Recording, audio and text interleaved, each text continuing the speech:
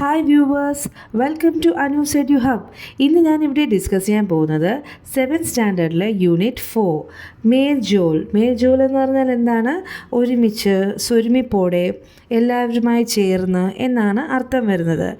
എല്ലാവർക്കും എൻ്റെ ചാനൽ ഇഷ്ടമാണെങ്കിൽ സബ്സ്ക്രൈബ് ചെയ്ത് ലൈക്ക് ചെയ്ത് ഷെയർ ചെയ്യാൻ മറക്കല്ലേ. അപ്പോൾ തുടങ്ങാം. അടുത്ത പേജിൽ നമുക്ക് 1 തൊട്ട് 31 വരെ ഹിന്ദിയിൽ തന്നിട്ടുണ്ട്. പിന്നെ നമ്മുടെ 12 മന്ത്സ് 12 മാസം അതും ഹിന്ദിയിൽ തന്നിട്ടുണ്ട്. നെക്സ്റ്റ് വന്നിട്ട് കാണിക്കുന്നത് ഒരു കുട്ടിയുടെ പ്രൊഫൈലാണ്. മേ നിമ്മി ഹൂം, എൻ്റെ പേര് നിമ്മിയാണ്. 10 അഗസ്റ്റ് 2012 മേര ജന്മദിൻ ഹേ, അതായത് 10 അഗസ്റ്റ് എന്ന് വെച്ചാൽ ഓഗസ്റ്റ് 10 2012 2012 മേര ജന്മദിൻ, എൻ്റെ ബർത്ത്ഡേ.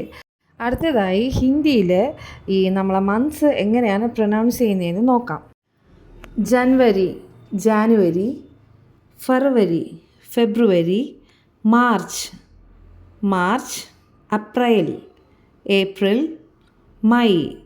മെയ്, ജൂൺ, ജൂലൈ,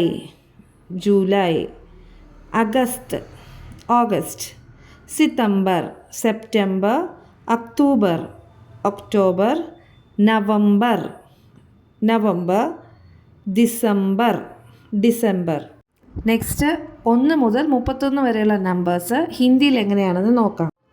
1 ഏക് എന്ന് പറയും, 2 ദോ, 3 തീൻ, 4 ചാർ, 5 പാഞ്ച്, 6 ഛ, 7 സാത്, 8 ആठ, 9 നോ, 10 ദസ്, 11 ഗ്യാരഹ്, 12 ബാരഹ്, 13 തേരഹ്, 14 ചൗദഹ്, 15 പന്ത്രഹ്, 16 സോലഹ്, 17 സത്രഹ്, 18 അഠാരഹ്, 19 19, 20 बीस, 21 21, 22 22, 23 23, 24 24, 25 25, 26 26, 27 27, 28 28, 29 29, 29, 30 30,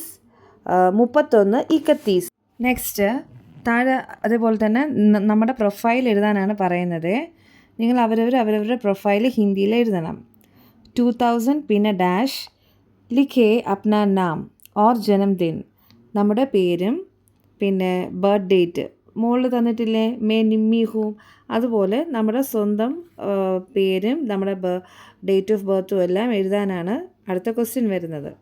2025 2025, लिखे अपना नाम और जन्मदिन. मैं अश्विन हूँ. मेरा जन्म 6 अगस्त 2013 को हुआ. ഇതൊരു എക്സാമ്പിളായിട്ട് ഞാൻ എഴുതിയിരിക്കുന്നതാണ്. നിങ്ങളുടെ സ്വന്തം ഡേറ്റ് ഓഫ് ബർത്ത് നെയിമെല്ലാം എഴുതാം. കഹാനി സുനെ. തും ജിയോ ഹസാരോ സാൽ കെ ദിൻ ഹോ 50,000. ഇതിൻ്റെ അർത്ഥം വരുന്നത് ഇതൊരു തരം വിഷസാണ്. തും ജിയോ ഹസാരോ സാൽ എന്ന് പറഞ്ഞാൽ നീ 1000 വർഷക്കാലം ജീവിക്കട്ടെ. സാൽ കെ ദിൻ ഹോ 50,000, ഒരു വർഷത്തിൽ 50,000 ദിവസങ്ങൾ ഉണ്ടാകട്ടെ. സാധാരണ 365 അല്ലേ, 50,000 ദിവസങ്ങൾ ഉണ്ടാകട്ടെ ഒരു വർഷത്തിൽ എന്നാണ് ആശംസിക്കുന്നത്. ഇംഗ്ലീഷിലൊക്കെ ലോങ് ലിവ്, മലയാളത്തിൽ ദീർഘനാൾ വാഴട്ടെ, ഇതുപോലത്തെയൊക്കെ വിഷസ് ഇല്ലേ, അതുപോലത്തെ ഒരു വിഷാണ്. നിമ്മി കാ കൽ ബർത്ത്ഡേ താ, നിമ്മിയുടെ ബർത്ത്ഡേ ആയിരുന്നു കൽ എന്ന് പറഞ്ഞാൽ ഇന്നലെ. ആജ് സുബഹ സെ വോ തോഫോं को खोल कर देखने में लगी है. ഇന്ന് രാവിലെ മുതൽ അവൾ ഈ ഗിഫ്റ്റ്സൊക്കെ, ഈ കിട്ടിയ ഗിഫ്റ്റ്സൊക്കെ ഇങ്ങനെ തുറന്ന് നോക്കിക്കൊണ്ടിരിക്കുകയായിരുന്നു. വിനോദ് അങ്കിൾ കാ ദിയ ബർത്ത്ഡേ കാർഡ് ബഹുത് സുന്ദർ താ, വിനോദ് അങ്കിൾ കൊടുത്ത ബർത്ത്ഡേ കാർഡ് നല്ല രസമായിരുന്നു കാണാൻ. ഉസ് പർ ഏക്ക് കാർട്ടൂൺ ബനാ താ ഓർ ലിഖാ താ, അതിൽ ഒരു കാർട്ടൂൺ ഉണ്ടായിരുന്നു, ഒരു കാർട്ടൂൺ വരച്ചിട്ടുണ്ടായിരുന്നു. പിന്നെ എഴുതിയിരുന്നു തും ജിയോ ഹസാരോ സാൽ കെ ദിൻ ഹോ 50,000. എന്ന ഈ വരികളായിരുന്നു ഉണ്ടായിരുന്നത്. അപ്പോൾ ആ നിമ്മി പറയുന്നത്, ഹേ യേ കേസി കവിത ഹുയി. അപ്പോൾ ആ കൊച്ചു വായിച്ചിട്ട് ചോദിക്കുന്നത്, ഇതെന്ത് തരം കവിതയാണ്? वह कुछ സുൽജി സി നാനാ കെ പാസ് ദോടി. സുൽജി എന്ന് പറഞ്ഞാൽ ഒന്നും മനസ്സിലാതെ ഒന്നും കത്താതെ ഡൗട്ടടിച്ച് നിൽക്കുമല്ലോ, അങ്ങനെ ഡൗട്ടടിച്ച് നേരെ അപ്പൂപ്പൻ്റെ അടുത്തേക്ക് ഓടി. ഉനെ കാർഡ് ദിഖായ ഓർ ബോലി നാനാ पर 50,000 तो बहुत ज़्यादा होता है ना. എന്നിട്ട് ഈ കാർഡ് അപ്പൂപ്പൻ്റെ അടുത്ത് കാണിച്ചിട്ട് പറയാണ്, അപ്പൂപ്പ പക്ഷേ ഈ 50,000 ദിവസമൊക്കെ കുറച്ച് കൂടുതലല്ലേ? ഇത്നേ സാൽ കോൺ ജീത്താ ഹേ. ഇത്രയും വർഷം ആര് ജീവിക്കും? നാനാനെ കഹാ. അപ്പൂപ്പൻ പറഞ്ഞു, യേ തോ ഏക് തരഹ് കി ദുആ ഹേ. ഇത് ഒരു തരം ദുആ, പ്രാർത്ഥനയാണ്. മത്ലബ് കുച്ച് ऐसा काम कर जाओ कि दुनिया आपको हमेशा याद रखे. എന്ന് വെച്ചാൽ നിങ്ങൾ എന്തെങ്കിലും കാര്യം ചെയ്തിട്ട് ഈ ദുനിയ വെച്ചാൽ ഈ ലോകം മുഴുവൻ നിന്നെ എപ്പോഴും ഓർത്തിരിക്കത്തക്ക രീതിയിൽ ഓർത്തിരിക്കും. ആ ഒരു തരത്തിലുള്ള വിഷയമാണ് മത്ലബ്. അപ്പോൾ എന്നിട്ട് നിമ്മിക്ക് മനസ്സിലായത് എന്ന് വെച്ചാൽ നിമ്മിനെ ജറ ആകെ ആക്കർ പൂച്ച.